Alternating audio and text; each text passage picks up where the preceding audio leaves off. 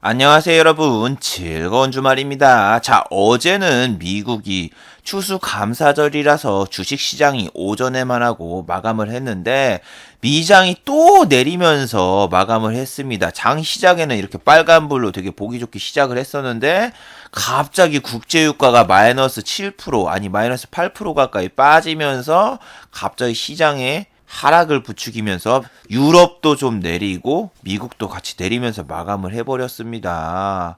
참 안타깝게도 다음 주부터서는 이제 G20 정상회담과 그리고 우리나라 한국 금리 인상 결정 등 여러 가지 이슈라던가 이벤트가 참 많이 남아있는 상황이라서 월요일 날 우리 시장이 빨간불로 시작을 하려면은 이 미국과 나스닥이 좀 힘을 냈어야 되는데 참 안타깝게 마무리를 했습니다. 자, 오늘 이 시간에는 유가 급락에 따른 다음 주 시황 분석과 그리고 또 최근에 중국 관군제로 인하여서 화장품주라던가 중국 소비주가 상승을 하고 있는데 과연 이거는 어떻게 될 것인가에 대해서 좀 이야기를 해보도록 하겠습니다. 전기차 관련 이슈라던가 그리고 대북주 관련 이슈는 금요일 날 올렸던 기간 코스닥 연일 매도, 코스닥은 계속 하락할 것인가, 이 영상을 먼저 보신 다음에 이 영상을 봐주시는 게 좋습니다. 이 앞에 영상을 다 보신 다음에 이거를 보셔야지 이 내용 이해가 참 쉽습니다. 자, 그러면은 먼저 해외 증시와 그리고 국내 증시, 그리고 특징주를 한번 살펴보도록 하겠습니다. 자, 먼저 다우지수입니다. 다우 같은 경우에는 이 쌍봉을 한번 다 찍고 지금 그냥 촥 내려오고 있기 때문에 생각보다 안 좋습니다. 뭐 다우가 한 이 정도는 지지를 해줄까 했는데 지금 상황으로 봐서는 그냥 여기 깨고 또 여기 또 깨고 내려갈 수 있는 상황도 되게 높다고 생각이 돼요. 왜냐면은 G20 정상회담에서 뭐 트럼프하고 그 다음에 또 진핑이가 이제 또 서로 이제 화해 모드로 안 가고 그냥 우리 마이웨이 독자적 길을 갈겠다. 한번 더 싸워보자. 막 이러면은 그냥 이쪽에서 급락 나와가지고 다음 주에 뚝 까맞고 또 뚝 까맞고 그런 최악의 상황은 피해하는 게 제일로 좋은데 지금 국제 유가도 너무 내리고 있어가지고 국제 유가가 내리고 있는 건 여러분 경제 침체를 예고하고 있는 거거든요. 그래서 지금 1불만 더 내리면 40불대가 들어오는데 안 좋은 방향으로 가고 있습니다. 그래서 좀 호재 뉴스가 좀 나오면서 이게 좀 몇 프로 털어내주면 좋은데 일단은 유가가 좀 올라야 되는데 트럼프 같은 경우에는 저유가를 고집하고 있기 때문에 그러기도 또 쉽지도 않고 아니면 또 중국과 화해 모드라던가 뭔가 좀 이야기가 나와야 되는데 또 그런 제스처도 없고 그래가지고 현재로서는 다음 주는 그냥 지지 부진 하다가 그냥 찌질찌질하다 팍 내려갈 수도 있으니까 주의하세요. 이거는 모든 것은 다 G20과 그리고 12월 1일에 있을 중국과의 회담 그 손에 달렸습니다.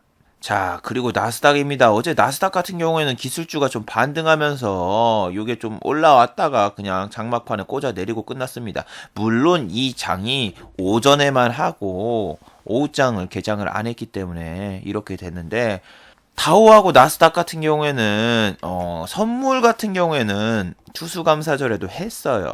그리고 전날에도 했기 때문에 전날에 선물이 마이너스 1% 가까이 빠졌고 그리고 이번 장 시작할 때도 마이너스 0.5% 정도 빠졌고 이 선물이 이렇게 빠졌는데도 현물에서 이렇게 올라온 경우가 되게 많아요. 이번에도 그랬죠. 우리나라도 똑같아요. 우리나라는 지금 야간 선물이 0.08%이 정도 빠졌는데 이렇게 상승했을 때도 우리 지수 그냥 빠졌었고 이렇게 또 상승이든 뭐 이렇게 좀 했을 때도 그냥 지수가 다 빠지고 있어요. 그래서 야간 선물 같은 경우에는 우리 나라도 그렇고 다른 나라도 그렇고 장 초반에만 신경을 쓰세요. 장 초반에 시초가가 하락을 할 것인가 아니면 상승을 할 것인가 뭐 그것만 보고 우리는 어차피 10시 반에 중국장이 개장하면 그걸 요즘에 너무 많이 따라가고 있어요.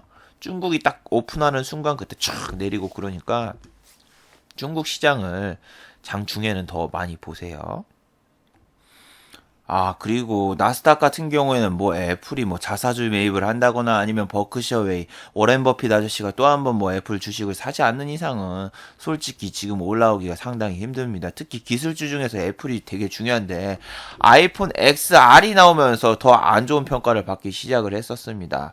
예전에 그 대머리랑 전혀 상관없고 이게 아이폰 맥스하고 지난번에 나왔던 게 있거든요. 지난번 시리즈 아이폰 X 시리즈에서 이렇게 무슨 탈모폰처럼 이렇게 해가지고 나왔었는데 이것도 상당히 안 팔렸는데 이건 고가 정책으로 그나마 좀 성공을 했고, XR 같은 경우에는 그냥 달라진 것도 없어요. 반응 속도도 그렇고 뭐 달라진 것도 없고 실질적으로 많은 변화, 혁신 같은 게 일어나지 않았었습니다. 그래서 판매량도 생각보다 좀 안 나오고 실적도 부진으로 나왔죠. 어떤 분들이 실적이 애플이 부진이 아니라고 하는데 가이런스를 충족을 못했고 그리고 지금 주가가 계속 내리고 있으면은 그거는 실적 부진이 맞습니다. 시장 평가를 믿어야지 본인이 판단하는 그 잣대로 판단하면 절대 안 됩니다. 시장에 순응하세요.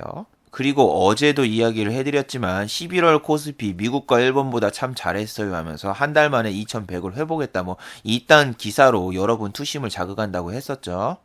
이 기사 나온 다음에 그 다음날 바로 계속 내렸었죠. 전문가들 사이에서는 한국 증시들은 짓눌렸던 악재들이 뭐 해소되면서 완만하게 앞으로 상승할 것이다. 뭐 이딴 얘기를 하면서 여러분 꼬신다고 하는데 이런 뉴스 보지 말라고 했습니다.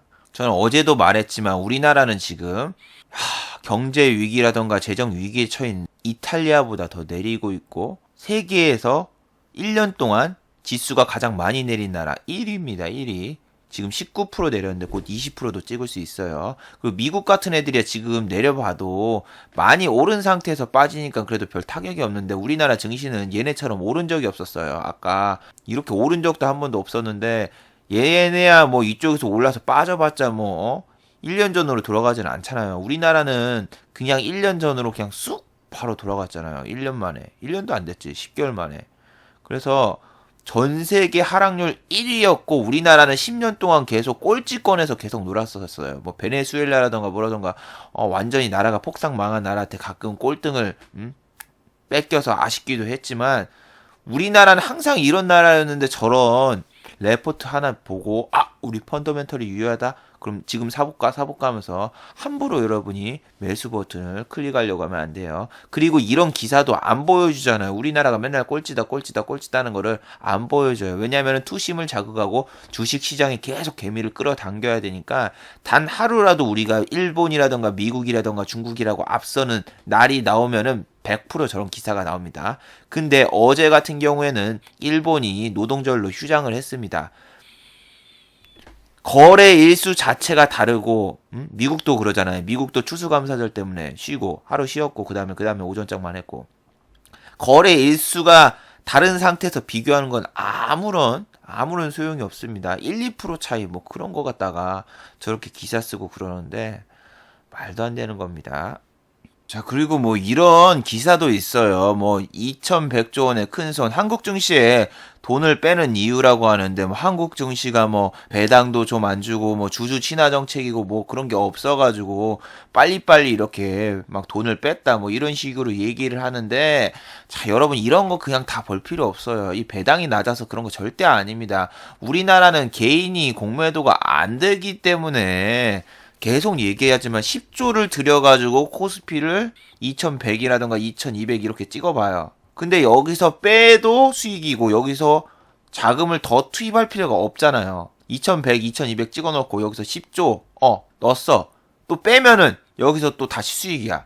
그리고 그 수익 본 거 갖다가 여기서 또 넣고 또 다시 올리고 내리고 또 다시 올리고 내리고 이런 식으로 계속 무한 리바이어스처럼 반복하면은 돈을 버는데 뭐할로 증시에 자금을 더 투입을 하겠어요. 내가 외국인이어도 항상 그런 얘기를 하잖아요. 저거 공매도 때문에 저렇지 뭐 배당이나 그런 문제가 아니다. 우리나라는 지금 연봉으로 봐도 10년째 계속 박스피에서 이번에 잠깐 2600까지 올랐다가 다시 제자리로 돌아온 건데 그래요. 저는 진짜 막 코리아 디스카운트 해서 뭐 이제 북한에 이제 그 미사일도 이제 쏠 일 없고 그래서 이제 코스피 3000 간다는 말이 작년에 진짜 막 올라오고 그랬었는데 아이고 참 그럴 리 없다.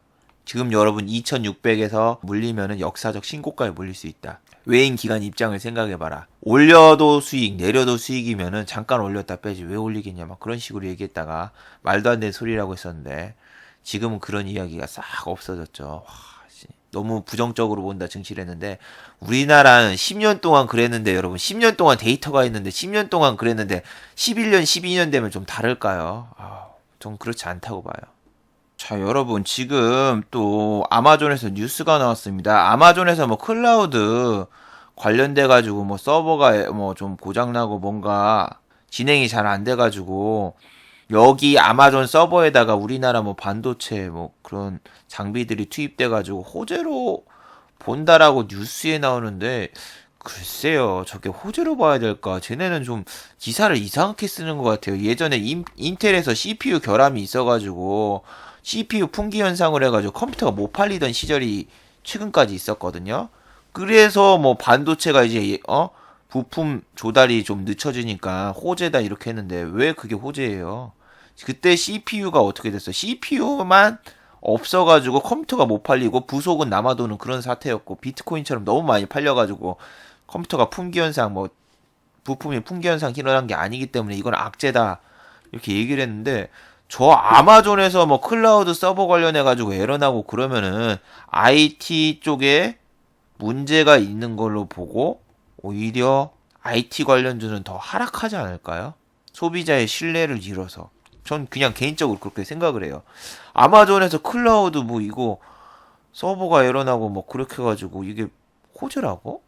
그래서 참 어떻게 기사를 어떻게 해석하느냐에 따라 좀 다른데 전 악재를 어떻게 호재 쪽으로 생각하는 거 좀 이상하네요. 뭐 진짜로 와 지금 안 좋은 게 많네요. 지금 유가가 7% 내렸는데 저는 이런 게 싫어요. 유가가 막 지금 트럼프 말 한마디에 뭐 7%, 10% 왔다 갔다 왔다 갔다 하니까 조선 그리고 플란트 아니면은 중공업 관련주 뭐 이런 거에는 12월 달에 잘 안 한다고. 12월 달에 잘 안 하는 이유는 그게 이것 때문에 안 하는 게 아니라 저는 그것 때문에 안 한다고 했죠. 이게 회계장부 문제로 안 한다고 했죠. 회계장부에다가 건설 자재 비용 구입한 거를 보통 3분기 아니면 4분기에 다 때려 박는데 그걸 넣는 순간 회계장부가 마이너스로 돌변할 수 있는 악재가 빈번하게 발생하는 종목이 바로 중공업과 플랜트다. 해서 나는 중공업이라던가 플랜트주는 연말에 안 산다 절대로. 예전에도 분명히 이렇게 회계장부 이슈가 있었고 그리고 지금 같은 경우에는 유가가 또 저렇게 급락을 하면은 사우디나 이런 데서 산유국에서 셔틀 탱크를 생산을 안 하기 때문에 큰 피해가 올 수 있습니다. 근데 생각보다 뭐안 빠졌어요. 유가가 하락을 해도 얘네가 안 빠지고 오히려 막 치고 올라올 것처럼 보이는데 개인적으로 이런 식으로 한번 또 꼬신 다음에 삼성바이오로직스도 그랬었잖아요. 60만 원까지 여러분 이거 꼬시는 거예요. 꼬시는 거예요. 이거 꼬시는 거니까 저는 안 하는 게 좋습니다. 이런 것처럼 이것도 지금 이쪽에서 갈팡질팡 하면서 꼬시다가 그냥 쫙 내릴 수도 있으니까 주의를 하세요. 얘는 항상 그랬었어. 작년에도 이렇게 쭉쭉쭉쭉. 아니 작년에는 이거 터지기 전에 보세요. 연말에 살짝 이렇게 끌고 가면서 이렇게 촥 하면서 이 고점을 뚫고 올라갈 것처럼 보여주고 회계장부 이슈로 팍! 이게 너무 컸어요. 나 올해는 지금 매매 되게 잘했으니까 12월 달만 아주 그냥 크게 때려 맞지만 하면 완벽하거든요. 그래서 저는 지금 매매를 확실할 때 아니면 절대 안 해요. 이슈가 다 제거돼야 되니까. 이것도 이 정도까지 꼬셨다가 던지고 뭐 그런 식으로 나갈 수 있어요. 근데 대우조선해양은 항상 되게 잘 나가길래 얘는 이쪽을 뚫고 나갈까 했는데 이미 이쪽에서 뚫고 나가지 못하고 한번 밀렸죠. 그래서 저는 좀 지금 찜찜하거나 아니면은 장 끝나고도 장을 봐야 되는 거. 이런 거 유가는 우리 장이 끝나고도 계속 하니까 비트코인 하는 것처럼 계속 내린다 막 내렸다 올랐다 하니까 스트레스 받잖아요. 그래서 이런 걸 잘 안 해요. 그리고 비트코인 하니까 생각나는데 여러분 비트코인이 2천만 원을 돌파했던 적이 있습니다. 2,100만 원까지 갔다가 지금 400만 원대까지 내려왔는데 이건 24시간 열리면서 하루에도 10% 이상 급락을 하고 있죠. 이런 식으로. 나보고 비트코인 하라고 했던 그런 사람들 진짜 정말 그런 사람들 말 안 들어서 다행이지. 저는 제가 잘하는 것만 하지 뭐 다른 거 안 합니다. 왜 제가 미국 주식이라든가 일본 주식을 합니까? 지금 이 주식으로 해도 수익을 내고 있는데. 그리고 여러분 지금이 바닥이다 지금이 싸 보인다 하면서 주식을 함부로 사면 안 돼요. 비트코인 1,000만 원 딱 됐을 때도 반토막 났으니까 사야지 이랬던 사람들도 이게 뭐 700만 원 갔다가 이거 좀 반등 나오니까 다시 2,000만 원 간다 했는데 결국 400만 원까지 떨어졌어요. 그래서 잠깐 반등 기술적인 반등 나오는 것 같다가 너무 호들갑 떨고 좋아해도 안 돼요. 자, 유가 하락 수혜주나 이런 거를 또 보면은 대한항공이라던가 항공주 그리고 LCC 뭐 제주항공 이런 애들이 수혜주인데 이런 애들 같은 경우에는 매번 말했지만 유가가 내려도 환율이 안 내리면 안 된다고. 환율도 같이 내려줘야지 호재인데 환율은 지금 1133까지 올라왔어요. 1128까지 해서 금요일날 끝났었는데 그리고 1133까지 올라와가지고 환율이 어디까지 올지 모르겠어요. 그리고 대한항공 같은 경우에는 지금 유가 호재가 아니라 한진칼 이슈 그런 것 때문에 지금 대한항공 오른 거죠. 예. 그리고 제주항공도 지금 오르고 있는데 여러분 대장주를 하세요 항상. 아시아나랑 대한항공 뭐 이렇게 두 개 다 있으면은 아시아나가 더 싸니까 많이 살 수 있으니까 아시아나를 사기보다는 지금 대한항공이 내리면 얘도 어차피 같이 내리고 얘 같은 경우에는 하락했잖아요. 얘 같은 경우에 종가 하락 마감을 했는데 대한항공은 상승으로 끝났잖아요. 대한항공 이렇게 상승으로 막 끝나고 수급도 더 많고 그러잖아요. 얘네가 수급이 많다고 아시아나는 더 많은데 아시아나 가격대하고 쟤네 가격대하고 해서 여러분 얼마한치 샀나 비교를 해보세요. 얘네 양매수 막 들어오고 있어도 얘네는 지금 금호 산업 쪽이라서 금호 타이어라던가 뭐라던가 적자 보는 계열사가 많기 때문에 이쪽에서 수익이 나면은 그쪽 계열사로 막 돈을 퍼주고 유상증자 해주고 뭐 그러는 게 많아가지고 솔직히 아시아나는 저 잘 안 건드려요.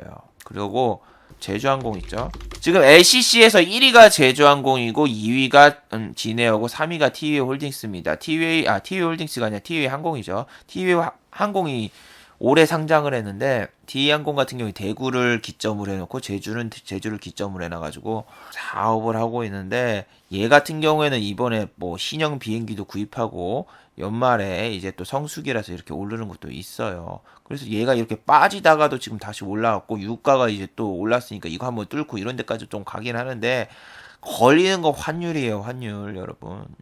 비행기 리스라던가 자재 구입이라던가 모든 거 다 달러로 합니다. 그게 달러로 하면은 전년도 대비해서 지출이 훨씬 더 많이 발생이 되고 그 재무제표에는 지출 비용이 많이 발생한 걸로 인해서 전년 대비해서 실적이 좀 안 올랐다 이러면서 4분기 실적표에 또 마이너스가 찍힐 수 있어요. 작년 같은 경우에 환율이 1065원에서 1090원 사이였기 때문에 4분기 실적표가 나와도 전년 대비해서 하락했다라고 나올 수가 있어요. 그리고 이거는 지금 뭐다? 석유 하락으로 인해서 이렇게 나온 거라서 석유가 또 다시 오르면은 얘는 또 내려갈 수가 있어요. 왜? 환율은 안 내려갔으니까. 그래도 유가가 이만큼 또 내렸으면은 근데 유가가 지난번에도 53불에서 지금 50불 됐으니까 3불 차이. 제가 지금 다음 주구나. 다음 주에 일본을 가는데 12월 달로 되면은 이제 유리할증료를 변경하거든요. 유리할증료가 여러분 40불대로 넘어가면은 유리할증료가 빵원이에요. 그래가지고 되게 좋은데 지금은 80불대를 적용받아가지고 유리할증료가 22,000원을 내고 있거든요. 그래서 유류가 많이 올라도 얘네는 유리할증료가 있어가지고 그걸로 어떻게 퉁치면 되는데 환율이 오르면은 퉁칠 수가 없어요. 그래서 환율 진짜 잘 보셔야 돼요.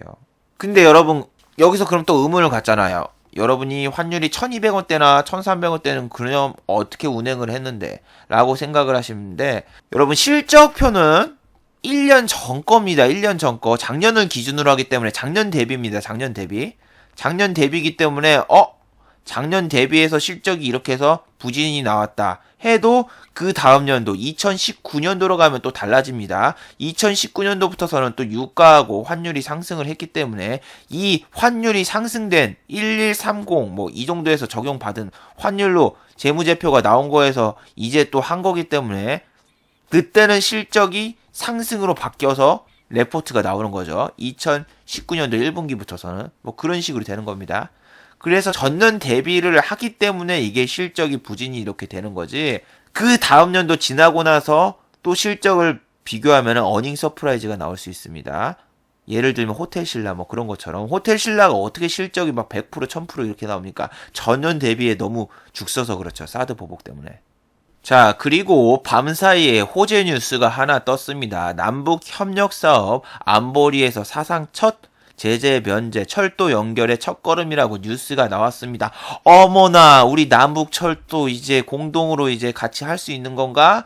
와 이제 드디어 이제 러시아까지 한번 시베리아 횡단을 한번 철도 타고 가보는 건가 이렇게 상상하지 마세요. 자 여러분 이거는 뭐냐면은 남북 조사만 할 수 있는 거예요. 그 사업성에 대해서 조사하는 거 뭐 그런 거에 대해서만 제재를 면제를 해준 거고, 그 다음에 이제 실질적으로 공사에 들어가거나 뭐 그럴 때는 심사를 다시 받아야 되는 겁니다. 이런 기사도 잘 보면은 본격적인 공사가 시작되거나 뭐 그러려고 할 때는 다시 한번 허가를 받아야 된다 뭐 이렇게 하기 때문에, 비핵화 협상이라든가 뭐 그런 거에 대해서 제스처가 좀 나와야지 저게 공사가 진행이 되는 겁니다. 뭐 착공식이야 할 수 있죠. 어차피 그건 뭐 돈 드는 것도 아니고.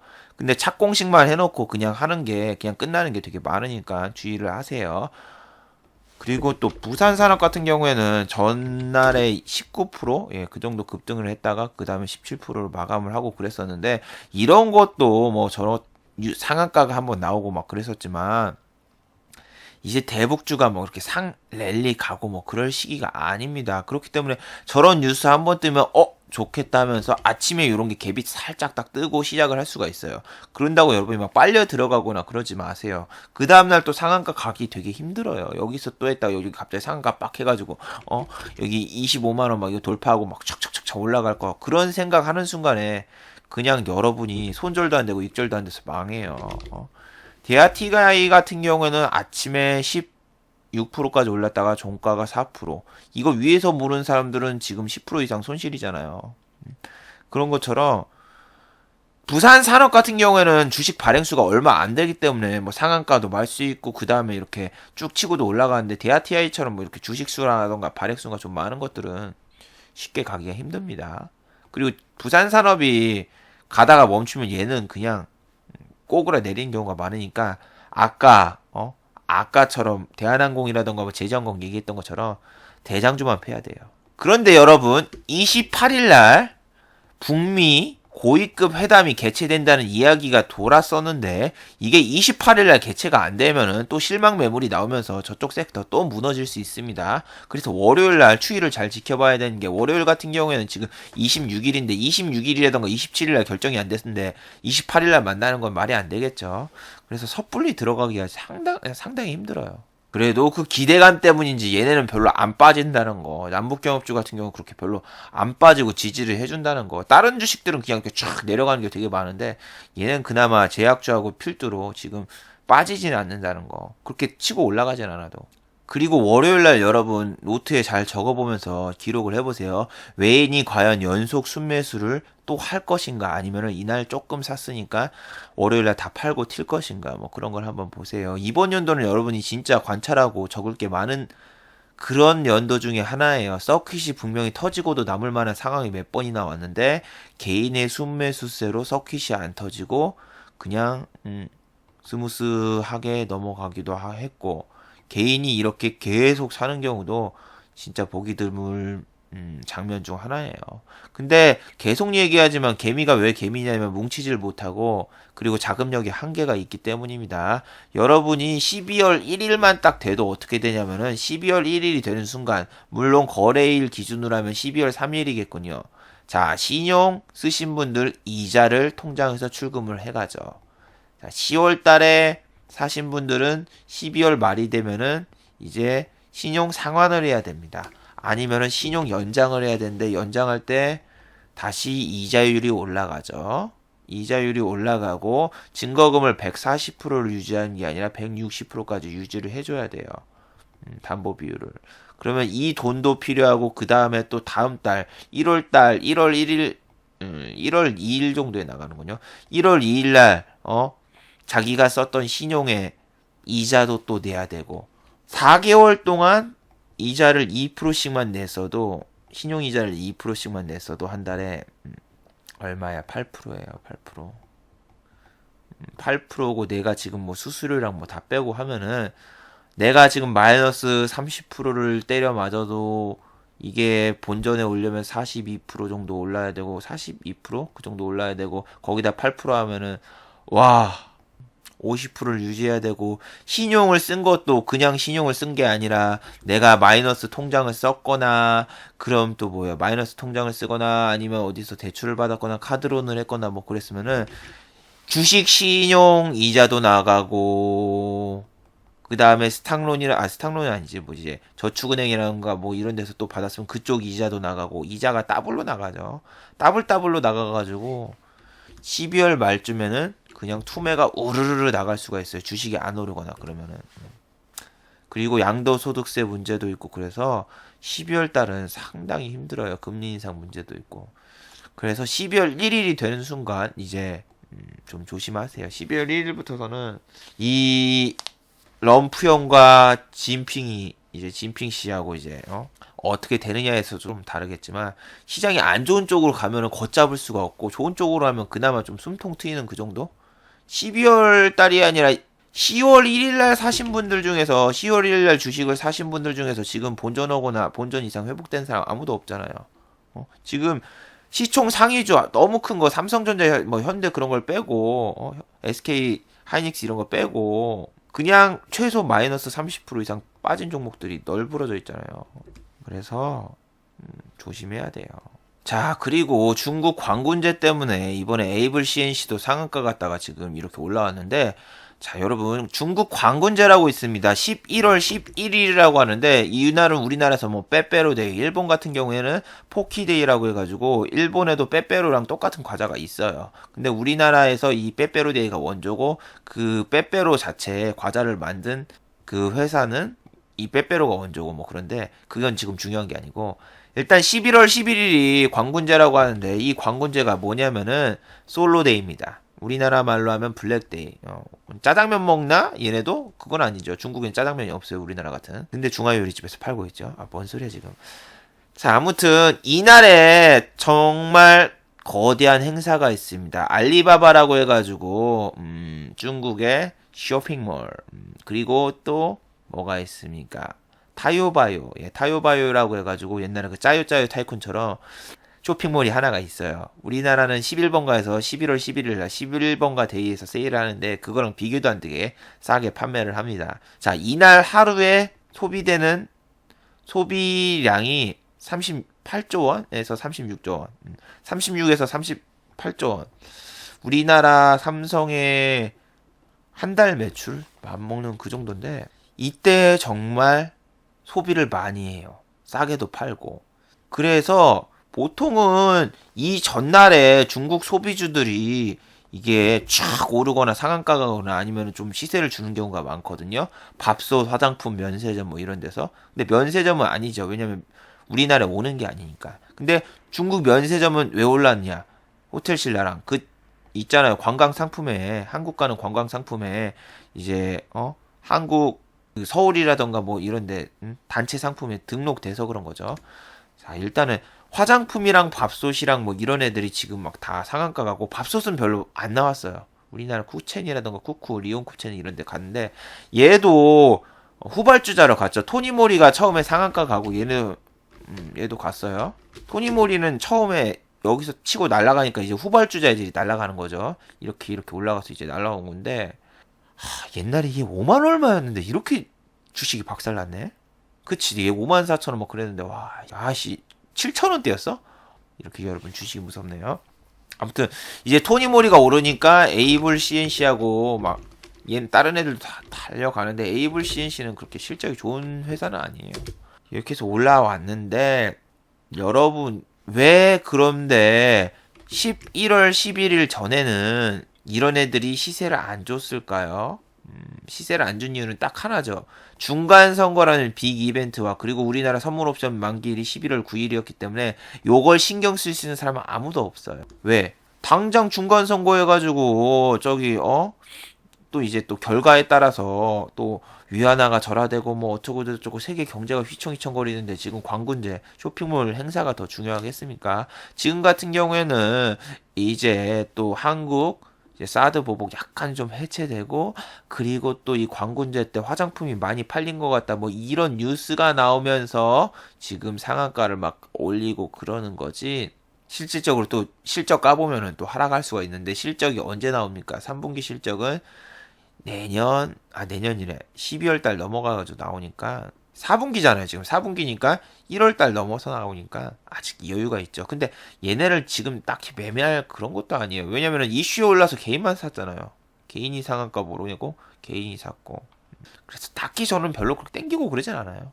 자, 한국의 단체 관광객이 늘 것이다 해가지고 이렇게 중국 관련주 뭐 파라다이스, 카지노주죠. 카지노주도 이렇게 올라오고 그랬는데 여기서 이렇게 올랐다가 그 다음날 쫙 뉴스 나오고 빼버리고 그 다음에 쭉 올랐다가 이렇게 빼버리고 아 얘는 너무 그러니까 얘도 AP 시스템이나 그런 애들처럼 한 번 올리면 일주일 동안 지지부진하다 한 번 올리고 일주일 동안 지지부진하다 한 번 올리고 아 이게 너무 싫어요. 그래서 아 얘는 일주일 기다리면 되는구나 딱 해서 이렇게 가면은 여기서 푹 투매 나오고 아 얘 맨날 이래 맨날 여기 양봉에서 잡으면 얘는 무조건 이래요. 아 그래서 여러분이 이런 거 관찰 노트에다가 해보고 나랑 맞는 종목 안 맞는 종목 한번 해보세요. 얘는 맨날 이랬어. 무조건 양봉에 따라 들어가기만 하면은 얘는 안 오르더군요. 그래서 전 얘를 잘 안 해요.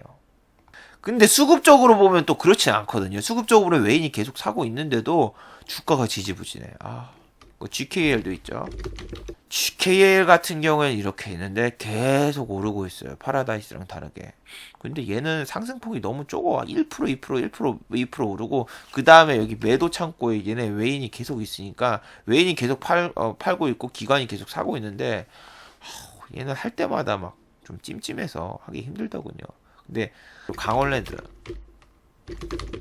얘도 똑같은 걸로 하고 있는데 얘는 뭐 배당이 높으니까 연말까지 뭐 끌고 가면 된다 뭐 근데 강원랜드는 뭐 채용 비리 이슈부터 시작해가지고 좀 안 좋은 쪽의 이슈가 많이 얽혀 있죠. 그래도 재무적으로는 문제가 별로 없어요. 얘를 배당 보고 한다. 아 근데 얘 배당락 딱 생기잖아요. 여러분이 배당 받으면 배당락을 모르시는 분이 많은데 내가 만약에 3% 배당을 받았다면 주가가 3% 내립니다. 월초 되자마자. 그래서 3% 내린 게 이게 회복이 잘 안 되고 막 되게 주가가 지지부진하고 그런데 모르겠어요. 저는 강원랜드 자체를 거의 안 하거든요. 그리고 수급도 외국인 계속 팔고 있고 기관 사고 있고 그러니까 외국인이 중국 관련주는 계속 팔고 있으니까 기관이 이거 좀 올리다가 빠지면은 그냥 개인이 총알바지하고 그럼 끝나는 경우가 너무 많아가지고 요렇게 왔다 갔다 양매수가 한 번이라던가 계속 연속적으로 들어오면은 아 좀 좋다 공략을 해보겠는데 그러지 않고 한쪽에서는 완전히 계속 팔고 한쪽에서는 사는데 그걸 대차해줘가지고 다시 공매도 이용하고 토스 리시브 하는 게 그게 너무 싫어요. 그런 게 보이고 끌어올리고 얘네가 주가가 내리는데 주가 방어를 안 해주네. 근데 막 대차 잔고가 막 늘어나고 있어. 그러면은 이쪽에서 그냥 사가지고 대차해서 얘네들 넘겨주는 거예요. 자 여러분 다음 주 전략은 11월 30일 매매 못해요. 한국 금리 인상 발표도 있고 G20 정상회담도 있고 11월 29일도 매매하기 힘들어요. 왜냐면 이 전날이니까 관망세가 되게 짙을 수가 있어요. 오히려 이런 날 크게 상승이 나온다. 그러면 30일 날 오히려 팍 하락할 수도 있죠. 그러면은 매매할 수 있는 날이 월, 화, 수 3일인데 월요일 날 일단은 우리나라 지수가 뚜까 맞고 내려가면서 시작을 하고 그러면은 화요일, 수요일도 매매하기가 상당히 껄끄럽고 힘듭니다. 어제 강좌를 참고하시면은 제가 지금 현재 주도 섹터하고 가는 거에 대해서 이야기를 했는데 그런 것처럼 주도 섹터에서 몇 프로 한 1, 2% 이렇게 막 살짝 먹고 나오는 거나 뭐 그런 건 유효를 해도 뭐 얘네를 스윙으로 일주일 가져간다. 힘들죠. 여기하고 대형 이벤트가 있는데 12월 1일에는 진핑이 형이랑 이제 럼프 형이랑 개인 면담도 있는데 개인 회담도 있는데 이 큰 이벤트에 싸워가지고 여러분 크게 먹을 수도 있어요. 하지만 대박 아니면 쪽박 뭐 아니면 더 싸움하지 마세요. 거기서 쪽박 차면은 그 다음에는 계속 지수가 흘러내리는 그런 거밖에 없어요. 여기서 뭐 회담이 불발되거나 뭐 잘못되면 그냥 계속 쭉가 내리는 거고 이쪽에서 잘 되면 한번 퐁 하고 올라가겠지. 근데 이 밑으로 내려갈 때는 어떻게 복구를 시킬 거예요? 전체 장이 다 안 좋고 그런데 여기에서 대박 한번 먹고 나머지 또 똑같은 도박수를 몇 번 두다가 그냥 망하는 경우가 되게 많습니다. 그리고 지수 2100 딱 찍자마자 지금 이거는 지수를 억지로 올렸고 금융투자에서 마지막 지수 자릿수까지 맞췄습니다. 안 좋습니다. 그리고 외국인이 계속 연일 매도하고 있고 기관은 15일째 매도하고 있습니다. 안 좋습니다. 안 좋습니다. 이렇게 딱 얘기를 했는데 그냥 이런 분들 같은 경우에는 지금 이런 날에 매매해야지 언제 매매해야 됩니까? 뭐 이런 식으로 얘기하시는 분들이 있는데 나는 그럼 되게 당황스러워요. 하루 종일 지금 이래서 안 좋고 저래서 안 좋습니다. 내일 조심해야 됩니다. 이야기를 했고 실질적으로 지수가 그냥 흘러내렸잖아요. 그 다음부터 더 2100 찍자마자. 근데 이렇게 막 모르겠어. 매매를 너무 하고 싶어 하시는 분들이 너무 많아.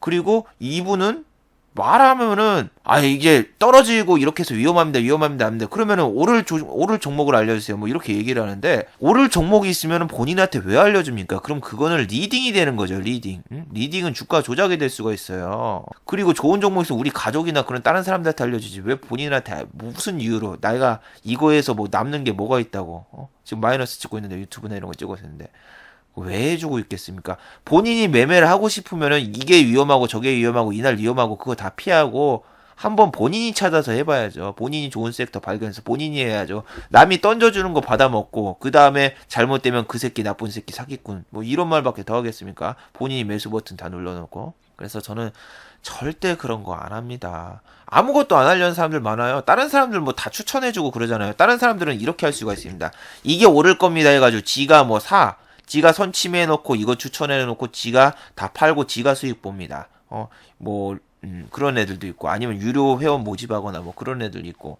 근데 어떤 분들이 저도 뭐 유명해지면은 뭐 제 걸 역이용할 수 있다라고 하는데 제 걸 역이용하면은 저는 이렇게 해서 위험하고 저렇게 위험해서 이게 이렇게 흘러내릴 것 같습니다. 근데 이게 역이용하면 이걸 올린다는 얘긴데 10억, 20억, 뭐 몇백억 들어가지고 주가를 올려주면은 고맙죠. 그거를 역이용하면 정말 좋은 겁니다. 저는 항상 이래서 내리고 저래서 내리고 이래서 안 좋을 것 같습니다. 근데 그게 그대로 되면은 진짜 내가 잘 맞추는 게 아니라 우리 증시가 쓰레기란 얘기라고 공매도 쳐놓고 이렇게 빼려고 꼬시는 겁니다. 이렇게 탁 얘기를 했는데 그게 되면은 진짜 증시가 쓰레기지 제가 잘 맞추는 게 절대 아닙니다. 그래서 저는 절대 저런 거 추천이나 뭐 저런 거 안 합니다. 본인이 그냥 안 할 거면 이거 안 봐도 돼요. 본인이 뭐 아무것도 안 하고 제가 던져주는 거 그런 거 기다리고 있으면 안 되죠.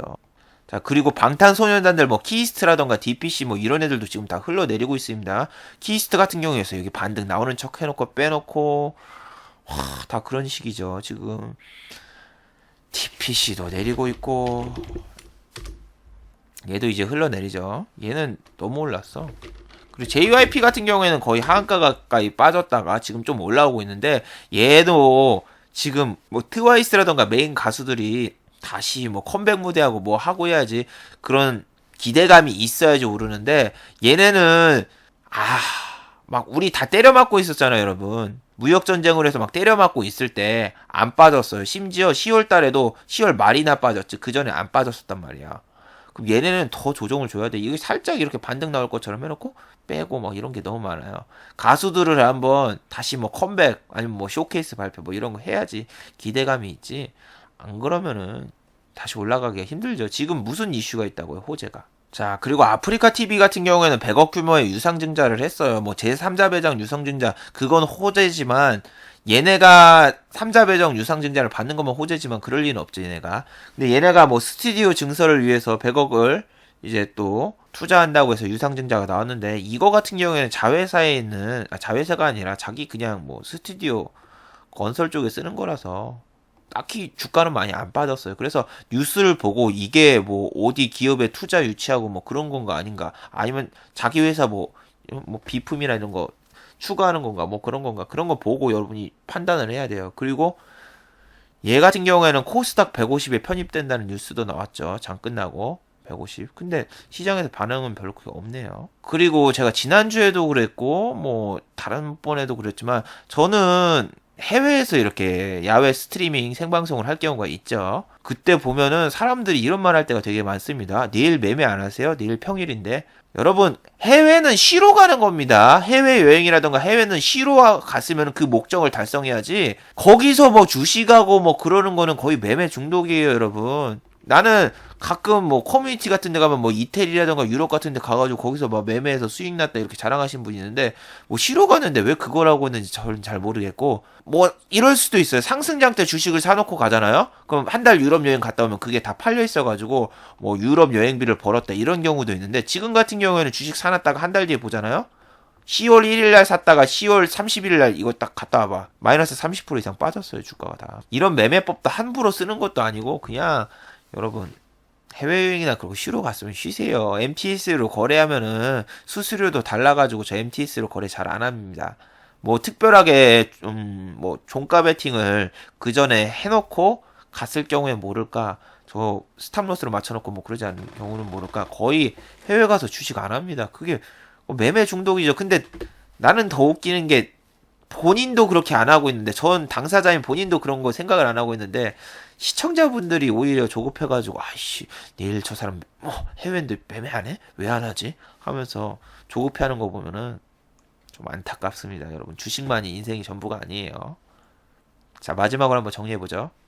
자, 1번 유가 급락은 금리 인상의 속도를 늦출 수 있습니다. 아까 하나 빼먹었는데 유가가 하락을 하고 막 40불대 들어가잖아요. 그럼 경기 침체 우려를 불러오기 때문에 금리 인상의 속도를 늦출 수 있습니다. 옛날에 여러분 유가가 33불, 40불 뭐 이럴 때 금리 인상 얘기 나온 적 한 번도 없었어요. 미국에서도. 근데 유가가 오르기 시작하고 뭐 그다음에 이제 또 고용지수 발표라던가 여러 가지 하다 보니까 이제 미국 경제가 좋네 하면서 그 다음에 금리 인상을 했었어요. 그래서 12월 달 금리 인상을 막을 수 없지만 내년에 시행되는 금리 인상 같은 경우에는 연중 3회를 개최하기로 했다가 뭐 2회로 줄거나 그렇게 될 수가 있어요.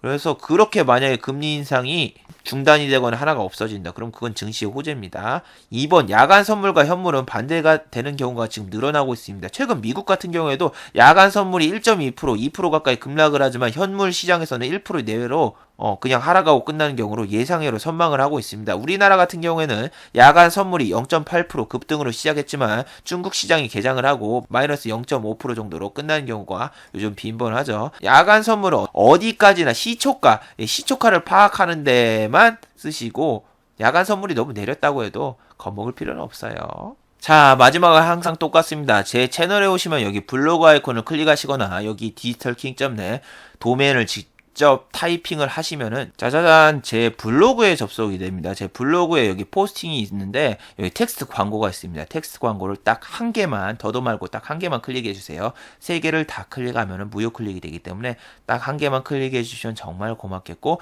유튜브 광고도 끝까지 시청해 주시면 정말 고맙겠습니다. 가끔 유튜브 광고가 너무 보기 싫어요 하시는 분들은 여기 유튜브에 보시면 유튜브 프리미엄이라고 있습니다. 옛날에 유튜브 레드인데 자 이게 월 7,900원에 되고 있습니다. 그래서 광고 없이 뭐 영상을 볼 수 있다고 하니까 이런 걸 한번 신청해서 한번 보세요. 이걸 한다고 해서 여러분 저한테 뭐 떨어지고 그런 거 아무것도 없습니다. 이건 그냥 유튜브에서 제공하는 겁니다.